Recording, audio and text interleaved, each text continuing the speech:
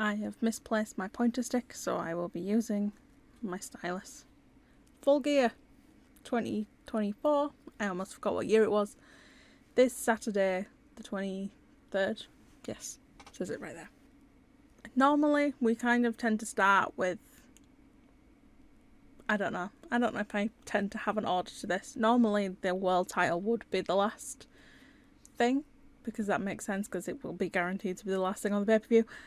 I have not followed that structure this time, because stuff that happens in the storyline for the Men's World Championship is kind of relevant.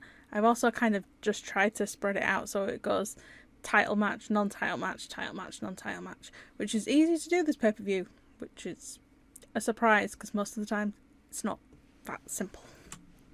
So, AEW Men's World Championship, because we will always be calling it the Men's World Championship, because it's disrespectful to the women to be like, this is the World Championship, you will never be on this level, you cannot compete for it.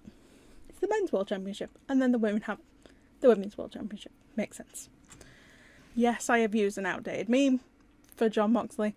I have a set amount of wrestling photos on my phone, and this one amuses me, so that's what we're going with. So, current world champion, men's world champion, he beat Bryan Danielson at Wrestle Dream, and then he and a bunch of other people that I now know, I didn't know when I made this slide, are called the Death Riders.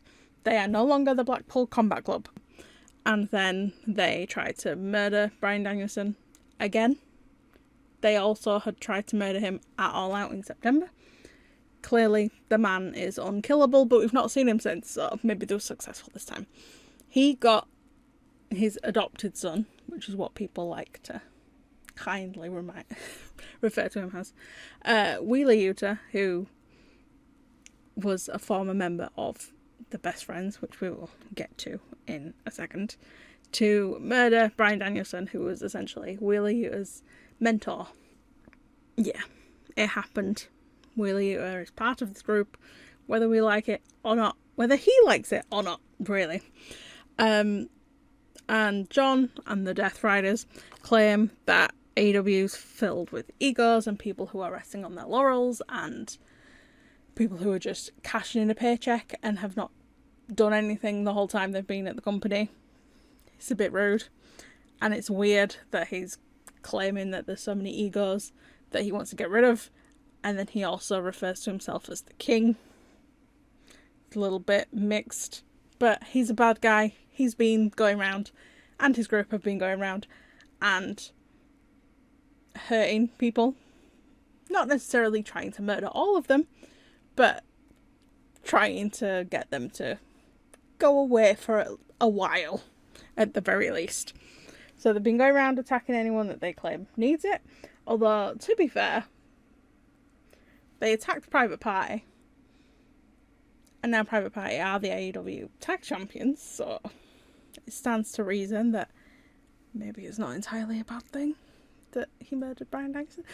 If the man in the next slide becomes AEW Men's World Champion, and then the Dark Order wins the Trios Champion, I will say that this whole thing is fine, and we'll just have to forgive him from killing Danielson. But we will see when we get to it. I don't think it's going to happen. So, Orange Cassidy, a bunch of people were like, you should be the leader and we need your help, because Orange Cassidy has beat Jon Moxley in the past. And Orange Cassidy was like, I don't really want anything to do with this because he's dangerous. I know he's dangerous. You all know he's dangerous, but I know even more so because he's faced him in the past. I'm not a leader. Leave me alone. You're on your own. Don't mess with him. Don't make eye contact. Stay away. Stay far away, because people will get hurt. And then people got hurt. And one of those people was Chuck Taylor, who, unfortunately, very, very sadly, has retired from wrestling, but he's still there as a producer because he had an ankle injury that career ending, which is very much a shame.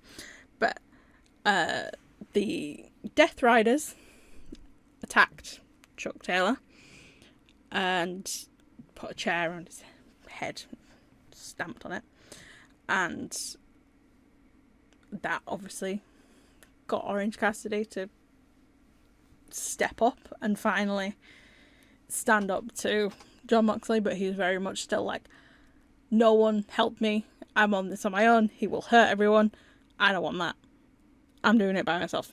So Orange Cassidy then challenged Jon Moxley for the Men's World Championship, basically saying that holding that title gives you the position and the power in AEW, and without that title, Jon won't be able to get away with continuing to randomly assault people in the hallway, which, you know, you would have thought there would be bosses that might step in and do something about it, a nice HR department or something, but apparently not in this case. So we've just got Orange Cassidy holding back the reins of Jon Moxley. But then Jon claimed that this had been his plan all along and that he wanted Orange Cassidy to challenge for the title because he wanted him to stand up, and it kind of feeds into this whole, like, people... Well, it doesn't really. Jon doesn't like when people are seen as jokes, and I think he kind of sees Orange Cassidy in that thing because he does a lot of comedy, even though, like, nobody doubts that he's an incredible wrestler, including Jon Moxley. I think he just wants to bring out the animal in Orange, bring out the fighting spirit and the serious guy.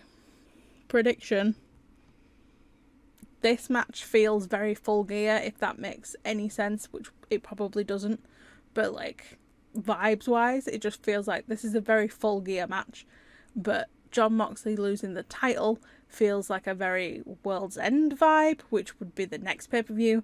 So I have a feeling that Orange Cassidy might lose, but I really don't want him to, because I know that the second they dangled the carrot of Orange Cassidy World Champion in front of me, every other option would be a disappointment. There is, like, nobody else. Like, even speaking as someone who thinks that Darby Allin, for example, should be world champion and, like, should be at some point. He's not been yet, but, like, he definitely 100% deserves that title. But the second they said, like, oh, it could be Darby Allin or it could be Orange Cassidy, it was like, I'm going to be disappointed if it's Darby Allin. Just straight up. In my mind, there are 3 people that this could possibly be. And,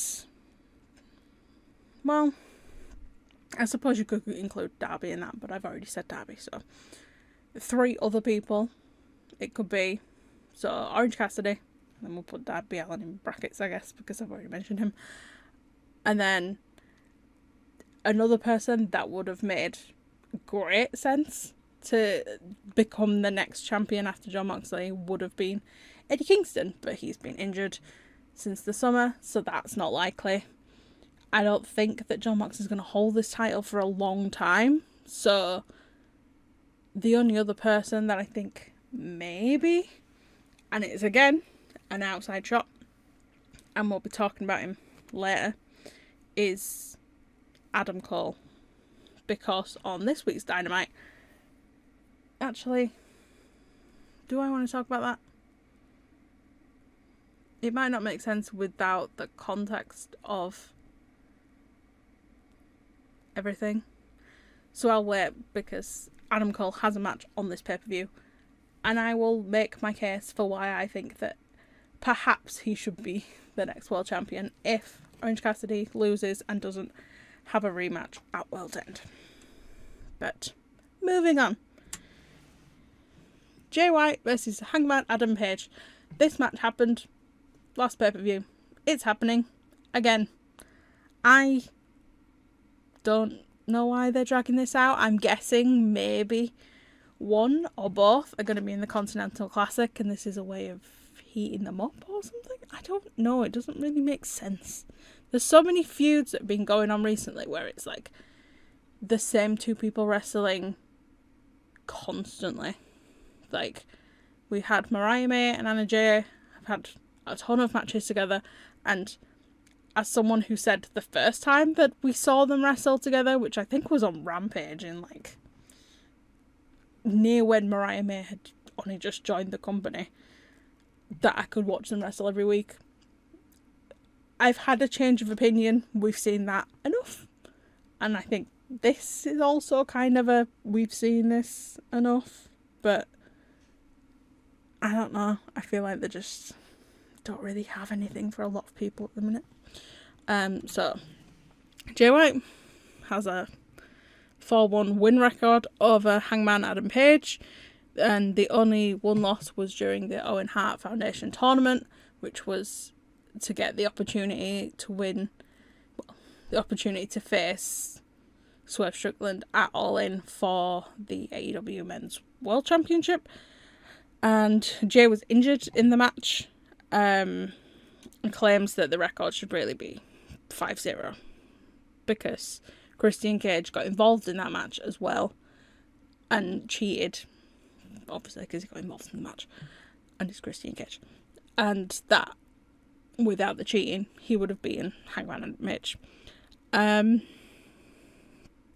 then he beat Hangman at Wrestle Dream a month ago. So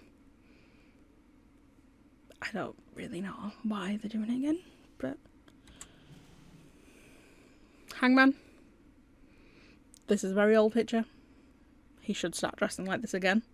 I'll be the first to say that on record, but old picture. He interfered in Jay versus Christian Cage because Jay White was doing like I'm going to face the people who like threw me off my rhythm or something. Like obviously he blamed Hangman Adam Page for getting injured in that match, but he also blames Christian Cage and also blames Christian Cage for cheating, causing him to lose. So they had a match, and then Hangman interfered in that match because I think he's mad that Jay keeps beating him or something. And then he bragged about Jay White hangs out with, I can't believe I didn't even include that in his slide, but he has a bunch of goons, I'm going to call them goons, why not, that he hangs around with. So he's got Juice Robinson and then the Guns, which are a tag team, Austin and Colton Gunn. And I don't remember Hangman attacking Austin Gunn, but apparently that definitely did happen. I don't remember watching it, but apparently it did happen. And Hangman was bragging about it, about how he probably won't even remember his brother's name. And then his brother attacked him, and they had a fight. And Hangman had the upper hand, and then Jay and Juice got involved. And he's just, he's a bit unhinged. I think he's just a bit insecure about the fact that he's lost so much to Jay White, which I get that. But then Jay White's not lost a lot, really. So you just got to chalk it up to one of those things sometimes. Jay White is going to win a lot of matches. It might win some of those matches against you. You should just cool your jets, chill out, have a Kit Kat, and reevaluate your life. He needs to calm down. Like, really calm down. Maybe you should start smoking. I shouldn't recommend that. We've gone title, non-title. Next, another title. The TBS Championship. That's a really blurry photo of the TBS Championship, because there is not a decent photo of a lot of these belts online. Somebody should tell AEW to fix that. So, we have Mercedes Moné. This is the only picture of Mercedes I have on my phone, because I sent it to my brother because of the Bratz dress. Because he's a big fan of the Bratz. The Bratz. She was the TBS champion. She beat Willow Nightingale ages ago. A double or nothing, which was in May. And she's got a bodyguard named Camille. That's Camille. Things seem a little bit iffy with them at the minute. Camille's arm is injured. I believe Chris Statlander did that in a match. And Mercedes is still kind of throwing her to the wolves and making her protect Mercedes, even though she's injured. And then she attacked Chris Statlander after Chris Statlander beat Camille in a match, presumably the match that hurt Camille's arm. Yeah, I'm pretty sure that is the storyline in the going with. They did also run Chris Statlander over with a car. I didn't include that, but I feel like it's probably relevant somewhere. And then in retaliation, Chris Statlander attacked them and dove through a wall with them. They just... Bitches be crazy. Don't call them bitches. That's very nice. These women are here to fight, which is good. We like it. So Chris Statlander was the TBS champion until Full Gear last year. She lost it in a 3-way match between Sky Blue, Julia Hart, and herself. And Julia Hart won the title, but Chris Statlander was not pinned in that match. Julia pinned Sky to get the title, so Chris lost even though she didn't get pinned or submitted or anything. So she's always like really been after the title ever since. She was besties with Willow Nightingale until right after Willow lost the TBS title, because she was mad that Willow Nightingale had never given her a match for the title when Chris had done that for her. So she's kind of had her sights set on this title ever since, of needing to get it back, because she feels like she shouldn't have lost it when she lost it, and it's not fair, and it's hers, and I'm just gonna say it and maybe I'll jinx it, she's 100% winning this match. Mercedes has had the title for too long. There's nobody else in the company that has been consistently built up enough to be kind of like worthy of beating Mercedes. Sounds gross, but like, if you watch wrestling you get it. Like, there's a subset of people where you're like, I could believe them winning, and then there's like everyone else where you're like, no, that's not gonna work, that is not believable. I do generally have the opinion of you can build anyone up if you want to in regards to wrestling, because you can kind of make anyone a star, but you can't make them stars super quickly. So if they can't make more, then Mercedes is going to be stuck with the belt for way too long, and that's gonna get stale very fast. It's already kind of... I love Mercedes. I don't think her character's ever going to get stale, but I do wish the belt was on somebody else, considering that Mercedes is not around that much. That's the main issue. Mercedes is not as present as the other wrestlers. So give Chris the belt. Chris is always there. And Chris will beat the shit out of some women. Yeah, apparently that's how I'm going to end that section. Okay, then. Then we have Swerve Strickland versus Bobby Lashley. Bobby Lashley is new to the company.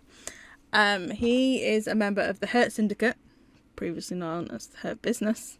I like how Tony Khan knows how to use a thesaurus. It's fun. MVP is the manager, the guy with the cane. And then we have Bobby Lashley and Shelton Benjamin. And that's Prince Nana and Swerve Strickland. We'll get to them in a second. MVP's been trying to get more business in the Hurt Syndicate and has been giving business cards to several wrestlers, and the first one that he did that to was Swerve Strickland, saying like, you could join us, and Swerve declined. So Shelton Benjamin attacked him, and then at this time when he got the business card, Bobby Lashley was not, I would say, not in the company. I'm pretty sure he was definitely signed, but he was not, like, we didn't know that he was around yet. So Swerve and Shelton Benjamin had a match. You know, revenge, like, you attacked me, let's wrestle. You know how wrestling is. And then Swerve beat Shelton. So Bobby Lashley then debuted and attacked Swerve. So Swerve Strickland, former AEW World Champion, there with stapled picture of that was drawn by one of Hangman Adam Page's children. This was the start of Hangman going unhinged. That's not relevant to this. That's just a picture that I have on my phone, so that's the picture that I'm using. So he's managed by Prince Nana. MVP was basically, when he proposed that they join forces, he was like, Nana's a bit of a letdown, and Swerve lost the world title at All In, and then 2 weeks later lost to Hangman Adam Page at All Out in a steel cage match. And MVP was like, he's letting you down, you need a better manager, I can do that for you. And Swerve admitted, you're right, he has let me down, but he's family, so I'm never gonna leave him. Which is what led to Shelton attacking him. And then after Bobby attacked him, Swerve requested a fight at Full Gear to fight Bobby Lashley for attacking him, because how dare he? Which MVP immediately was like, yeah, okay. And I think Swerve's going to lose this one as well. And then I think Swerve's going to end up in the Continental Classic, where he'll do well and recoup some of... Because, losing 3 pay-per-views in a row, that means something's brewing for him to lose 3 pay-per-views in a row. But there's no way that Bobby Lashley's losing this, given that it's his debut on pay-per-view and he's only had 1 match on TV, which was this week, and it was a 2-on-1 match against 2 random guys. And by random guys, I mean people who aren't signed with AEW. So it doesn't make sense to basically have Bobby lose his first big match. So yeah, Swerve's losing, and then I think he's going to go into the Continental Classic, which starts next week. I don't know if I'm going to make a presentation about that or not. I think I might, just because I enjoyed doing it last time. I enjoyed the speculating. But we'll see. I could probably reuse a lot of the assets from last year's in terms of explaining what was going on. So maybe I will. Next title. TNT champion. Again, not a good picture of this championship. Most of the championship belts, the pictures are tiny. So we have Jack Perry. He's been the TNT champion since Forbidden Door, which was in June. Had the title for a while. For a while he was kind of open challenge, defending it loads. That kind of dwindled a little bit, but that always tends to dwindle when people say open challenge, and then it's oh, actually, we have other programs that we'd rather get to. Belts should be won and lost in feuds. Just gonna throw that out there. Should be a feud. Although I do quite like the idea of just a random shock victory every now and again, because wrestling can get a bit predictable. But that's neither here nor there. This is a feud. Jack Perry's going to lose the belt here. I'm almost certain of it. So he's a member of the Elite with Okada and the Young Bucks. The Young Bucks are executive vice presidents? Is it presidents? Yeah. They are EVPs, executive vice presidents of AEW. 2 of the founders of AEW. And then there was a big thing of Jack Perry in particular, when Jon Moxley and the Death Riders came out and attacked some people. I can't remember who it was specifically. But they came out and attacked someone on the AEW roster. Or probably a bunch of someones on the AEW roster. While the Young Bucks and Jack Perry... while the Young Bucks and Jack Perry were also there, and Jack was the one that was actively pulling them away and being don't get involved, just leave things be. He doesn't want any part of that. He's still I think he's got his own thing going on. He's still got his own vendetta against AEW for stuff that happened in the past, which we shall not get into because that would require its own slide, and I did not make that slide. So, Daniel Garcia. This is the only picture of Daniel Garcia I have on my phone. This is probably not the face he's going to be making at Full Gear because he's walking away with that title. Pretty much guaranteed. Because I don't think there is anybody else that would make sense to beat Jack Perry.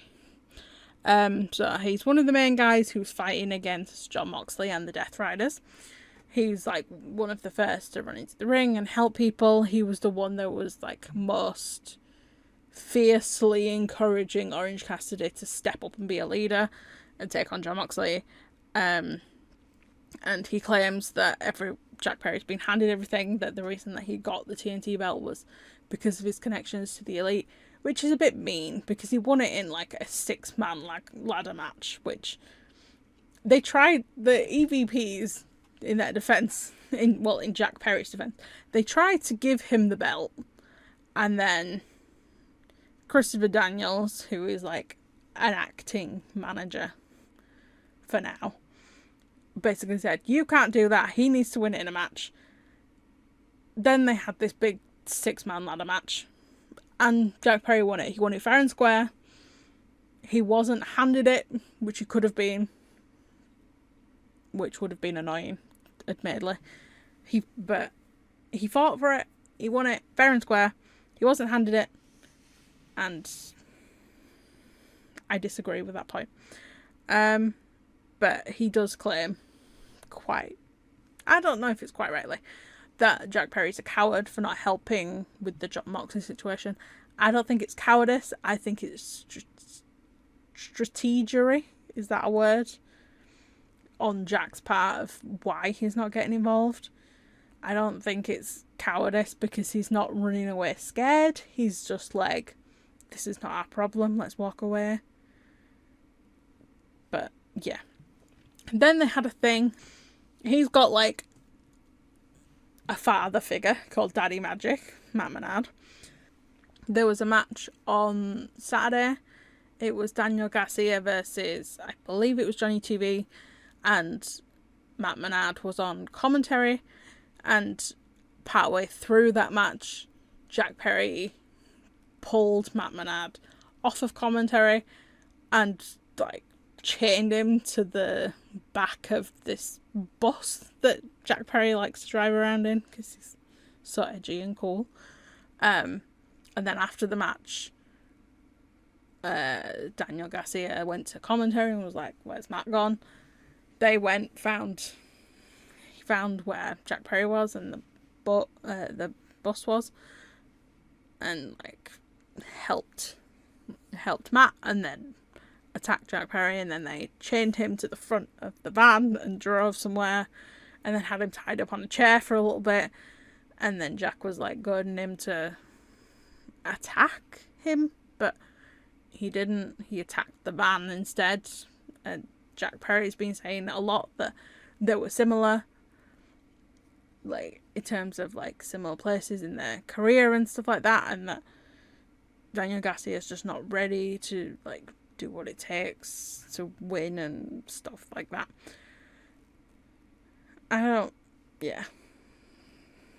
Daniel Garcia's winning. It would be very weird not to have him win. Everyone's been sort of clamouring for him to have a belt for a while now, and this very much feels like the appropriate time and place to do it. And now, my poor babies. Will Ospreay versus Kyle Fletcher. And I'm just gonna throw it out there right now. I'm on Kyle Fletcher's side. Fuck Will Ospreay. Just because. So, Will Ospreay is a member of the United Empire, which is like a group of guys I don't know all of the names. I still didn't write them down. So the important thing to know is that there are 3 members of United Empire in AEW, which is Will Ospreay and Aussie Open. Aussie Open is a tag team made of Kyle Fletcher and Mark Davis. And he used to be a member of the Don Callis family. He was kind of like, prior to signing with AEW, Don Callis was like doing favours to get him in. So like, he had a match at the first All In against Chris Jericho, even though Will Ospreay had not signed with AEW yet. And so when he eventually did sign with AEW, he was immediately like a member of the Don Callis family, and Don Callis is Golden Goose, as he used to call him, until he said, I'm not feeling this, I'm a good guy, you're bad guys, I don't really want to be a part of this. And Don was surprisingly chill. I don't know if chill's the word, but he was like, I'll let you out, but you owe me a favour. That favour came in... did I write all this? Yeah, I did. I didn't know if I wrote all this on Kyle's slide or not. So, Don Callis cashed in his favour. I don't actually think this was him cashing in his favour. I think he cashed it in earlier. But basically, there was a gauntlet thing of like a bunch of tag teams, and the winner of the gauntlet would get to challenge the Young Bucks for the AEW World Tag Team titles. And Kyle Fletcher, obviously, was part of a tag team called Aussie Open, but his partner, Mark Davis, had been out with injury for like a year because he broke his wrist during a match where they were actually supposed to win the tag belts, apparently, which is very unfortunate. So Don was like, Will Ospreay has won every gauntlet match that he's been in. He's been in a couple of like solo ones, and he was like, I want you to tag with Kyle Fletcher. And Will was like, I'm not sure about that. And then Kyle was like, actually, I would really like you to tag with me in that match. You know, with the history of United Empire and that they'd wrestled together a lot and were familiar with each other. So he agreed. Konosuke Takeshita, who is also part of the Don Callis family, was not happy about that. But that kind of blew over after they had that feud at Wrestle Dream. That's been and gone. So, like, they won the gauntlet, and then they lost the title match against the Young Bucks because Don Callis was like encouraging Kyle Fletcher to cheat to win with this screwdriver, and Kyle picked it up and he had the screwdriver, and then Will basically took it off him and convinced him not to cheat, and then they lost. So at Wrestle Dream, it was a 3-way match between Will Ospreay, who was at the time the international champion, Konosuke Takeshita, who won the match and is now the international champion, and Ricochet, who I thought we would get to, but apparently that match isn't happening this pay-per-view, which is fine.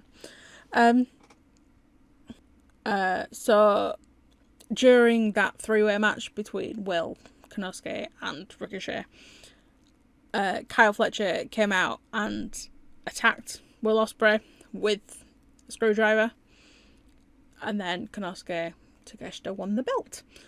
And then Kyle did a move called the Tiger Driver 91 on Will, which is basically a move that Will used to do that he retired because it was too dangerous, because it basically involves picking someone up and then dropping them on their head. And he was like, this is too dangerous, I'm not doing it anymore.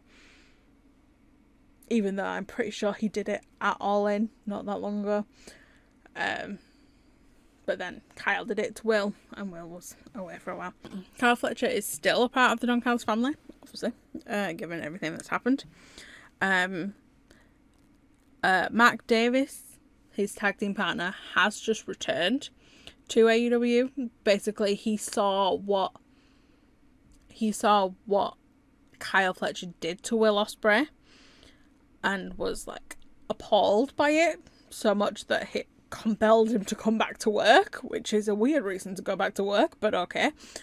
Kyle is basically saying that he doesn't want to be a Will Ospreay clone because a lot of people compare the two of them, and because Kyle is like younger than Will and I assume has not been wrestling for quite as long, so he gets a lot of comparisons and a lot of people saying that he's the future of wrestling, and he's like, well, I don't want to be the future, I want to be the present of wrestling, I want to be now.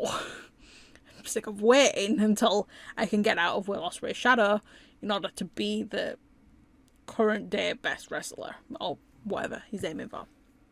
And he also said that Will Ospreay has been known before to turn against his like mentors and heroes and stuff and attack them. So he was like, I'm just doing what you would have done. It's just a matter of time. Which Will kind of rightly pointed out, like, do you not want to be my clone, or do you want to be my clone? That doesn't make sense. If you're saying that you did what I would have done, but you don't want to be like me, it's weird, but I kind of get it. Let's let Kyle Fletcher's freak flag fly, just for a little while. So Mark came back, and Kyle was immediately like, oh, it's great that you're back. When I joined the Don Callis family, I negotiated with Don to make sure that you would definitely have a spot in the family right away. Like, no auditions or anything. I don't know how Don Callis manages to, like, get these wrestlers or not. Like, I don't think it's an audition process, but if you were getting one guy from a tag team, you would assume that you would want the other one once they're available. But Mark was just like, I'm disgusted by this. This isn't what I want. But they did have a big match this week. It was like an 8-man tag. It was like the Don Callis family versus Will Ospreay, Mark Davis, Ricochet, and Powerhouse Hobbs. Powerhouse Hobbs was part of the Don Callis family, and then he got injured and he went away for a while, and then when he came back, he was like no longer part of the Don Callis family. They were like, his contract did not get renewed because they did like a reshuffle, and there was a bit of trading going on between. It was weird, but I'm glad that Powerhouse Hobbs is a good guy, because AEW needs big guys who are babyfaces, and I think that he's great in that part. That's not relevant, that's an aside. We are talking about Kyle Fletcher and Mark Davis. So during that match, Will Ospreay has his finishing move. He has many finishing moves called the Hidden Blade, which he basically just hits someone on the back of the head with his elbow. And he was going to do it to Kyle Fletcher, but Kyle basically pulled Mark Davis into the line of fire, and Mark got hit instead. And I kind of suspect that maybe at Full Gear, Mark Davis might blame Will for hitting him, even though it was Kyle that pulled him into the way. And maybe we will finally get Aussie Open reunited. And I think maybe Mark Davis siding with Kyle might be the reason that Kyle wins this match. Because maybe it's just... maybe it's pure hopeful thinking and I'm completely deluded. But Kyle should win this match. He's lost to a lot of people, a lot of times. He should win. And heel Aussie Open should be the next AEW Tag Team Champions, which we will get to right now. So, current Tag Team Champions, Private Party, Isaiah Cassidy and Matt Quinn. AEW Originals, been there since it started.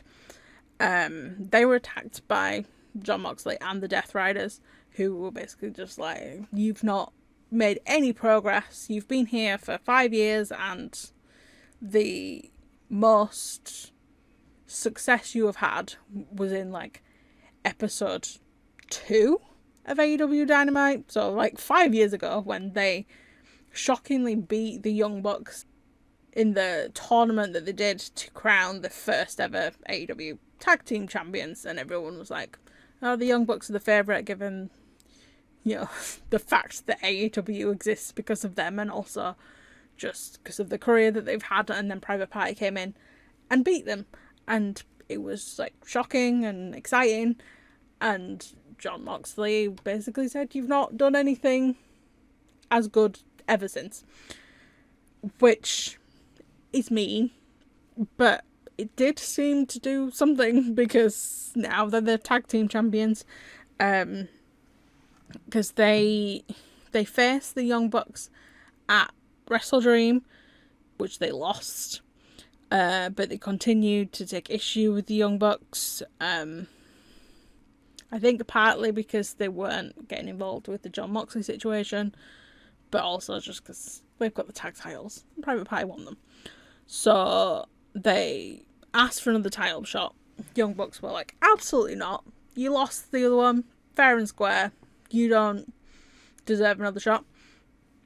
Until Isaiah, without asking Mark first, which was a little bit crazy of him, but it worked, so it's fine, said, if we lose, we'll disband. No more Private Party. Give us one more chance. And the Young Bucks have had a match like this before against a tag team called SCU, and SCU lost that match. Basically, this was 2021, I believe. SCU, which was Christopher Daniels and Frankie Kazarian, had said, like, the next time we lose a tag team match, we will disband forever. I don't really know why they put that on the line. I can't remember. It was a long time ago. But that's what they said. And they kept winning matches and winning matches and winning matches. And eventually they were like, we deserve a shot at the tag team titles, which the Young Bucks held at the time. And then they lost that match. But, like, they knew that because of that history and SCU breaking up and the Young Bucks kind of maybe taking a little bit of joy in that they might take a lot of joy in disbanding Private Party, especially if they're still nursing the humiliation of losing that match in the second episode of Dynamite to them. I don't know if it was the second episode. I keep saying second episode. I could check these things. I'm not checking these things. Never mind. But they had the rematch and Private Party won. And now they're doing a 4-way contender series. So basically there has been a series of 3 matches, so 6 tag teams competing. The 3 winners of the 3 matches get to be in this 4-way tag team match. Is where we're at. I forgot that Private Party was included in that 4-way match, so these slides aren't as balanced as I hoped that they would be, but never mind. First, the Outrunners were the first ones to win. They are the youngest men alive. They are the youngest men alive, is all I can say. They beat Top Flight. They're friends with FBA. I wrote this and then realised it's not relevant now, but I kept it in anyway, so we just added parentheses. They're friends with FTR. It will only be relevant if FTR win their match, because they had a match against the Kings of the Black Throne, which is 2 members of the House of Black. And FTR lost. So it wasn't relevant, but I still kept it in. So it was Brody King and Malachi Black who beat FTR to win the spot. Outrunners, House of Black. Very different aesthetically to be in a match together with. I've just realised that House of Black are kind of the only one of these 4 tag teams that are kind of allergic to colour.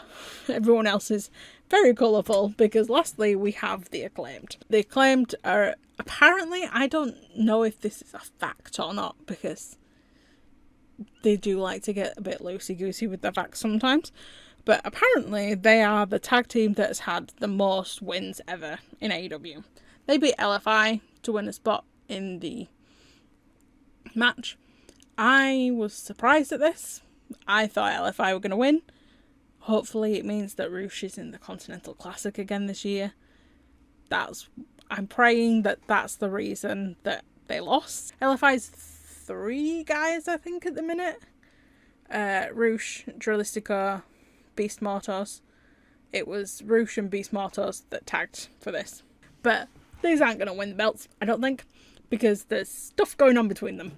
Because MVP did approach the Acclaimed about potentially managing them, and Anthony Bowens, sweet Anthony, immediately shut him down. He was like, no, we're fine, we don't need you. Like, we're good, leave us alone.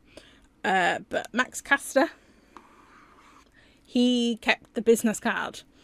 And Anthony found out that Max kept the business card. And now there's issues. And they're not getting along very well. And hopefully this means that we might get Anthony Bowens in the Continental Classic. We might get the Acclaimed breaking apart a little bit for a while, which I think some people are hoping for. There's a lot of weird hate for the Acclaimed that I don't fully get, but I do like the idea of seeing Anthony Bowens in the Continental Classic. Although I will say, I do think it's more likely that we will get Max Caster in the Continental Classic than Anthony Bowens. Just throwing it out there, devil's advocate and all that. People will hate that decision, but I do kind of feel like it's more likely to go that way. So yeah, those are the 4 tag teams. Predictions: probably Private Party retain, but then maybe that's just me holding out hope for Bad Guys Aussie Open beating Private Party. Apologies for the random change in setup, location, outfit, everything. I did make slides for this match, but it wasn't announced on Dynamite this week, despite the fact that the 2 of them wrestled each other, so I thought that maybe they had pushed the match and then it was going to take place in December at World's End. Maybe something had happened or whatever, and then I just happened to randomly go on Twitter, as I very occasionally do these days, and saw that it had been announced. I'd made these slides ages ago figuring that the match was going to happen, and then I foolishly and short-sightedly didn't record the slides and decided to skip them instead, because I figured they would have announced it on Wednesday if this match was happening, given that the 2 of them did wrestle in the 8-man tag. But they didn't for some reason. But now it's announced, so we have the AEW International Championship. Current champion, Konosuke Takeshita. If you can tell by all the love hearts, he's one of my personal favourites. Member of the Don Callis family. Now kind of the favourite of the Don Callis family now that Will Ospreay left, I would say. Even though Kyle kind of gets more, I don't know, maybe slightly more attention, but he's the alpha Konosuke Takeshita, and he will wreck your shit if you do wrong by him. So, current champion, he won in the 3-way match. Will Ospreay, Ricochet, Konosuke Takeshita. Because Ospreay and Ricochet had a match for the title on the 5th anniversary of Dynamite. Takeshita, it went to a draw, and then they both decided they wanted to do 5 more minutes to determine a winner, and Takeshita got involved because Don Callis told him to. Basically said that he let him down when they lost the opportunity to win the tag titles when he didn't let Kyle Fletcher cheat. So Don Callis sent him to do his bidding and attack Will Ospreay, which led to the 3-way match, and then Takeshita won after Kyle attacked Will. And Ricochet is that guy. That's Ricochet. He basically was like, well, you've ruined my chance to get the International Championship twice because of the interference in the Will Ospreay match, which obviously he didn't technically lose because the match got thrown out after Takeshita got involved. And then in the three-way match, because it was Will Ospreay that had been pinned, and so Takeshita's technically not beaten Ricochet, so Ricochet's just been after his chance to definitively try and win the belt, particularly from Takeshita, who keeps getting involved in his business indirectly. He's getting involved in Will Ospreay's business more, but Ricochet's kind of just getting the short end of the stick with a lot of that. Irrelevant information. He's my mom's favourite currently. Hopefully Takeshita retains though. I think he needs a definitive win, especially because there was it a trios match on Dynamite a while ago where Ricochet pinned Takeshita to win the match for his team, which is kind of like a, oh well, I pinned you, so therefore I should get a title opportunity because you have a belt and I've proven that I can beat you because I pinned you in the ring. That match is happening. This is a weird location. We will go back to the me from the past. This is the last match. MJF versus Roderick Strong. So, context, timeline. So, MJF was the men's world champion June, July time. Adam Cole challenged for the title. It went to a time-limited draw, which would mean that MJF automatically retained the title. Adam Cole asked for 5 more minutes. MJF just laughed and walked away. Was basically like, no, why would I do that? I've retained the title. You got your title shot. You didn't win it. That's on you. Then they did this. AEW did a blind tag team tournament where they picked the teams out of a tombola kind of thing of like partners that wouldn't necessarily tag together normally, suddenly tagging together. And Adam Cole and MJF just so happened to get partnered together. Initially, they're obviously both very angry and want to get out of it. But then MJF was kind of like trying to get them to bond. Because like, well, if we're doing this thing, I don't want to lose this thing. Because losing's for losers and I'm not a loser. So he's like trying to bond and like planning these activities. And Adam Cole's initially kind of like, he's kind of pretending to be into it, but is not into it. And his best friend, Roderick Strong, he's like very much like, you can't trust MJF, don't get friendly with MJF, you can't trust him, he's a snake and he'll stab you in the back. And Adam Cole's like, yes, I know.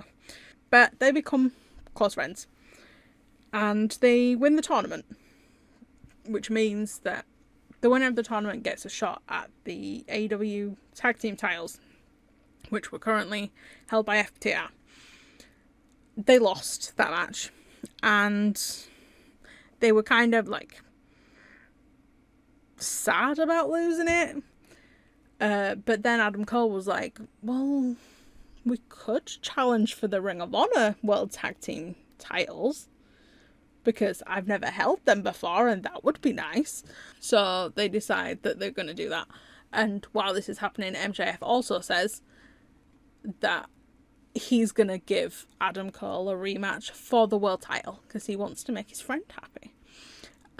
At All In, Wembley Stadium, main event, like huge, 80,000 people, huge, like the biggest of big deals because he treats his friends nice. Because he doesn't really have many. They win. So it was like 0 hour, which is what happens before the pay-per-view. They beat Aussie Open for the Ring of Honor tag team titles. So when they went into the main event match against each other, they were going in as tag team champions fighting against one another. And then they had the title match and Adam Cole loses.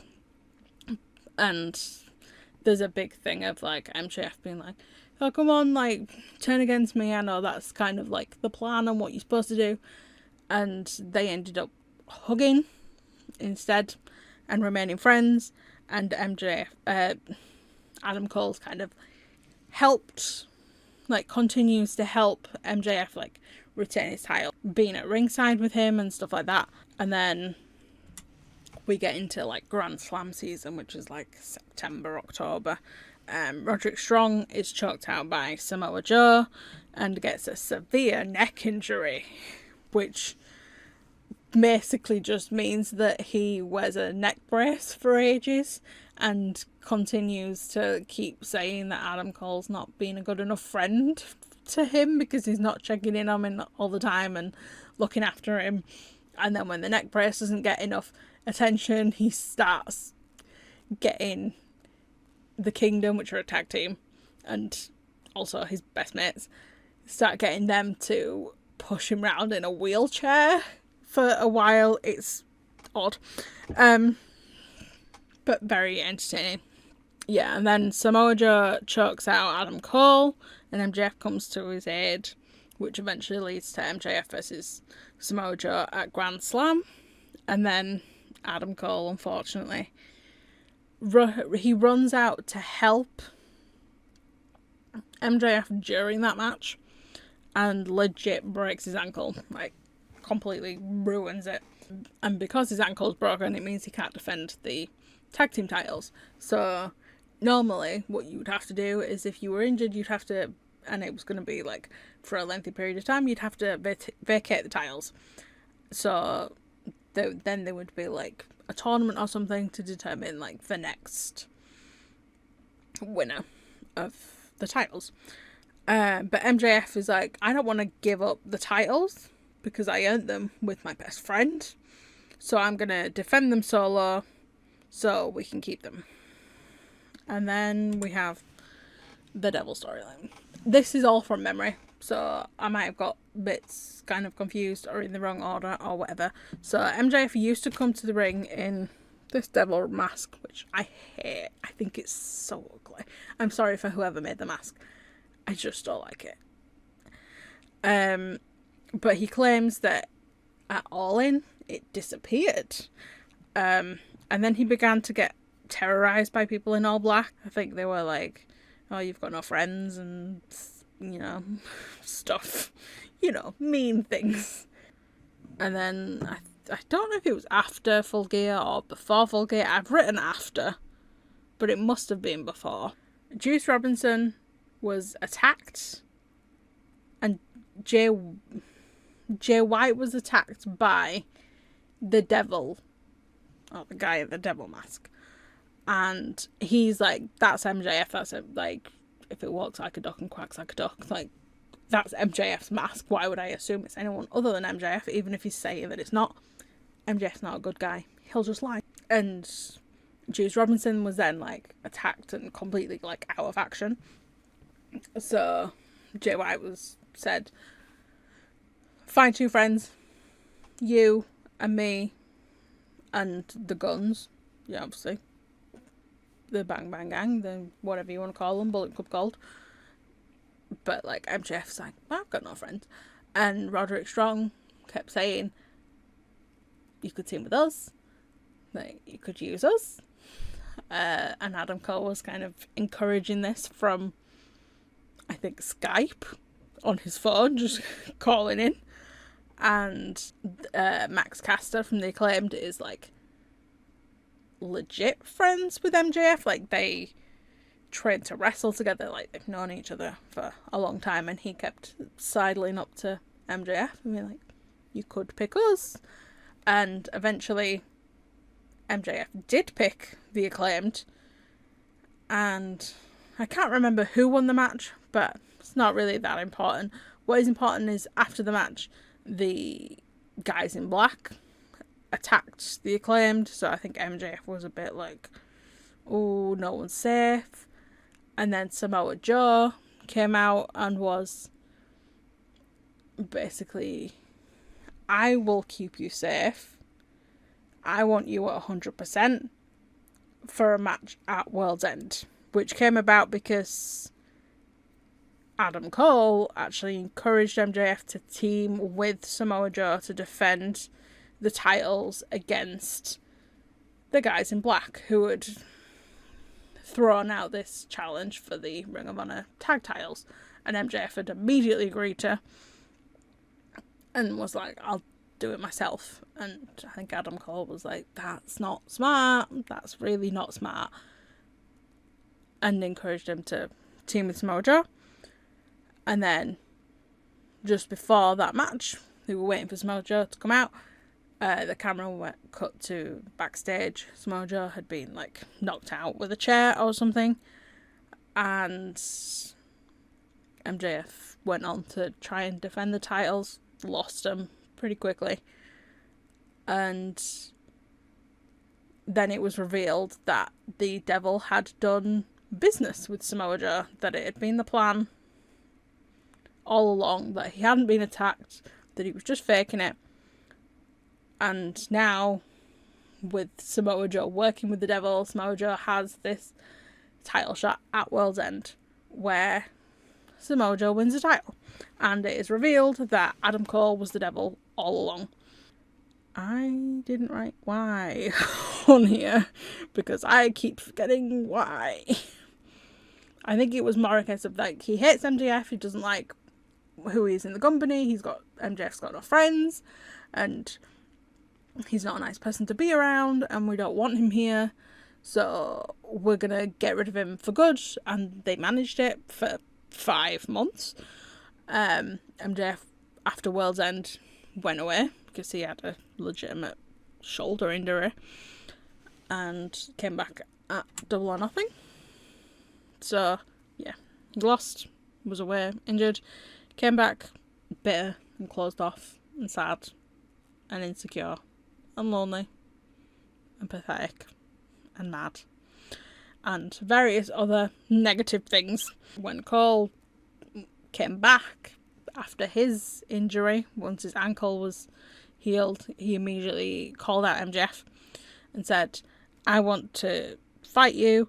But then Roderick Strong was the same, and he said, I also want to fight them. And both of them were debating who gets him first, because they both just want to hurt MJF. And then MJF laid out a challenge and said, the first person to win 3 consecutive matches gets to face me at Full Gear. Based on the title of this portion of the slideshow, you can guess that it was Roderick Strong that won. I saw a theory online, which I think is pretty accurate, that he's kind of trying to drive a wedge between Adam Cole and Roderick Strong and prove to himself that the reason Adam Cole betrayed him was just that it's in Adam Cole's nature. That it's nothing personal against him, but it's just that Adam Cole's like that. Which didn't work. Because Adam Cole and Roderick Strong are besties. So it was Adam Cole, Roderick Strong, Matt Taven, Mike Bennett, who were part of the Undisputed Kingdom, which was the guys in black and in the devil mask. Adam Cole was out with injury for 40 months, like a long, long time. And he claims that MJF never checked on him, and that's proof that they were never friends. Adam Cole and Roderick Strong are besties. We're nearly there. Adam Cole faced Buddy Matthews, who's a member of the House of Black. He's the other member. He's not part of the Kings of the Black Throne. He's the extra one. Not the extra one. Normally they're in trios action. It's rare for them to be... Not that rare. Sometimes they tag, but they switch. Yeah, so his first match back was against Buddy Matthews, who was like, I think you're fragile.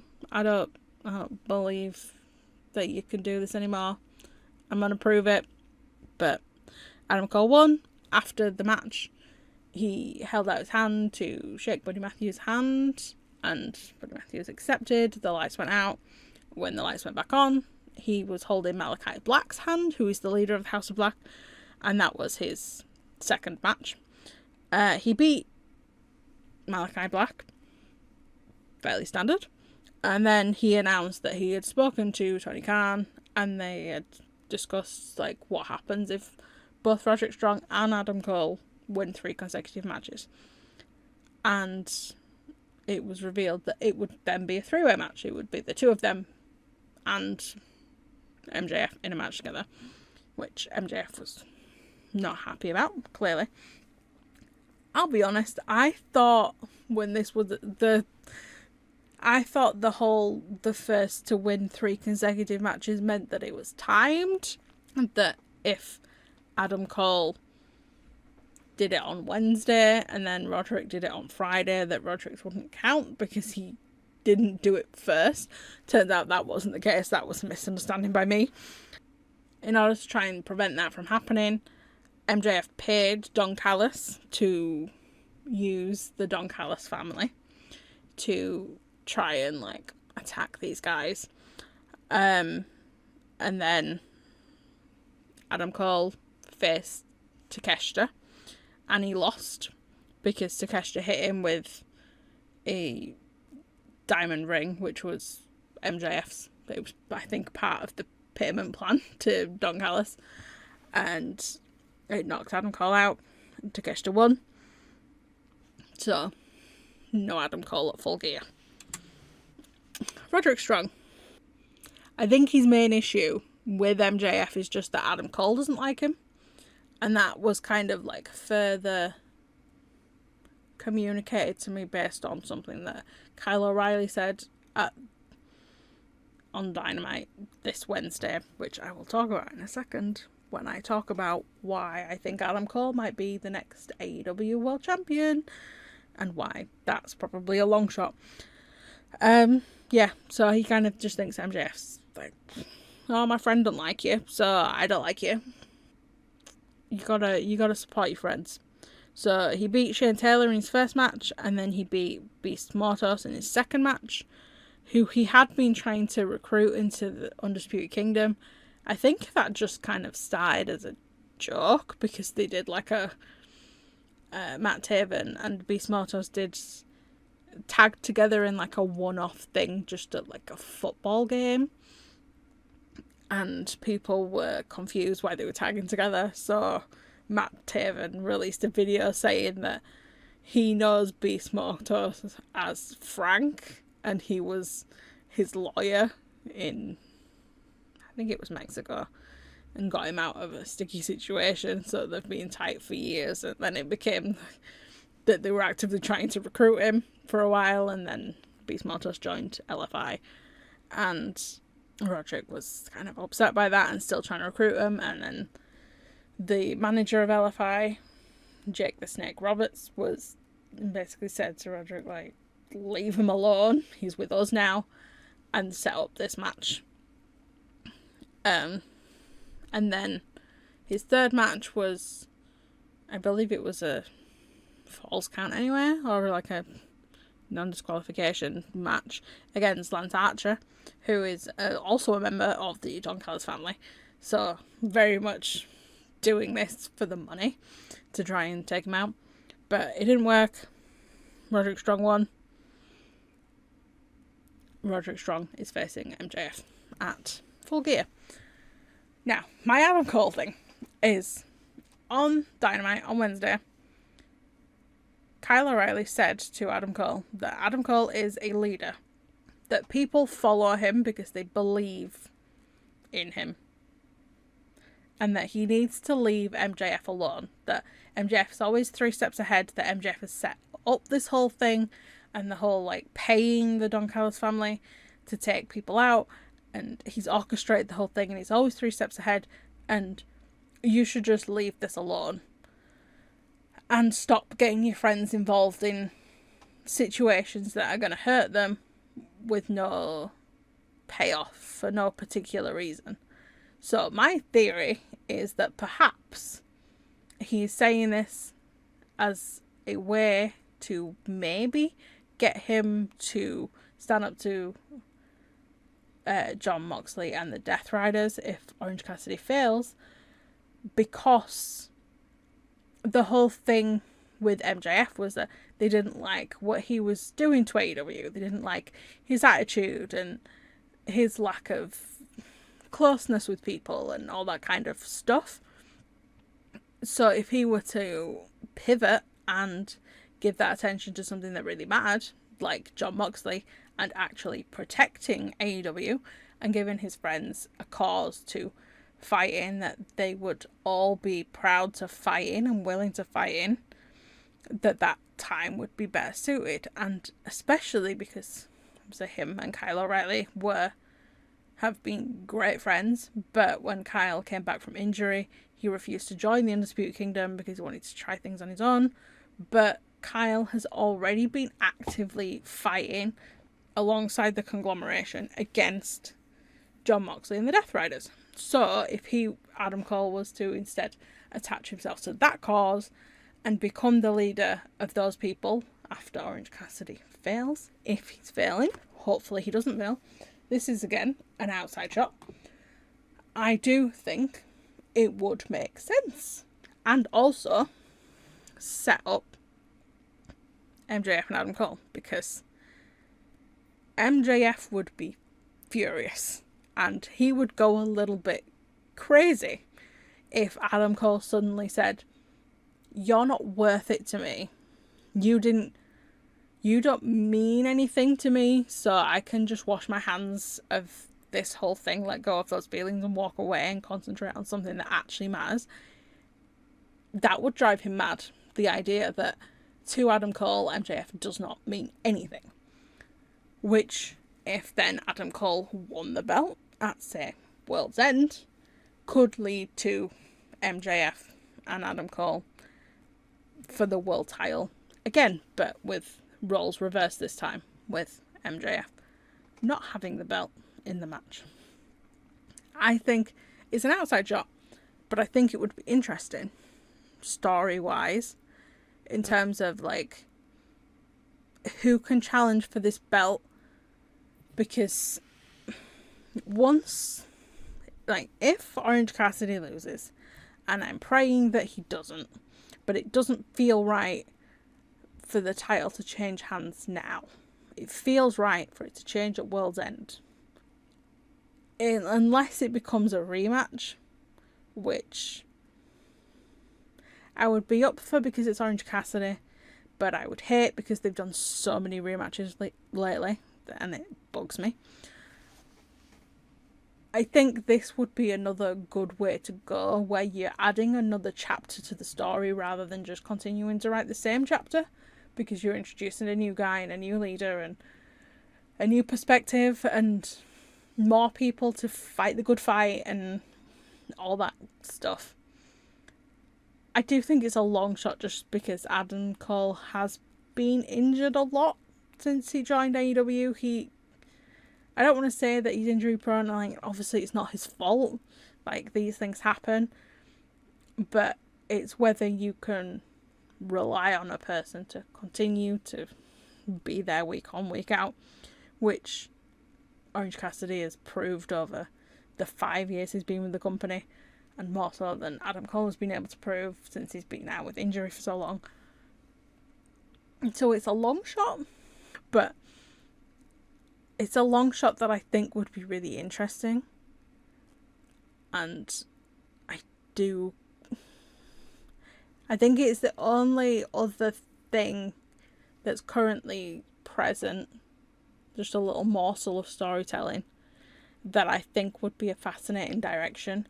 And especially to see MJF kind of break down a little bit, and this idea of like, oh, this man doesn't need to be obsessed with me the way that I'm obsessed with him. Like, he can just let go of those feelings and direct his energies towards someone else. And my blood is boiling inside because I can't contain my hate for this man. Like, I think that would be a really interesting angle. So maybe Adam Cole will be the next world champion. Maybe. Long shot. I felt like it was worth throwing out there, that I do wonder if that's maybe just a little crumb that I'm picking up on that might lead to something.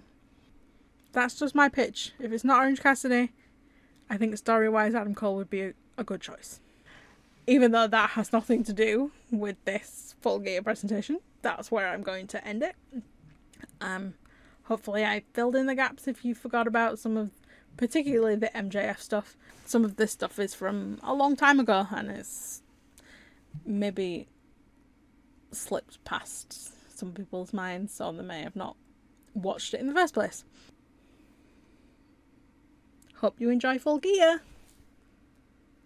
I haven't bought it yet. I should go do that now. Oops.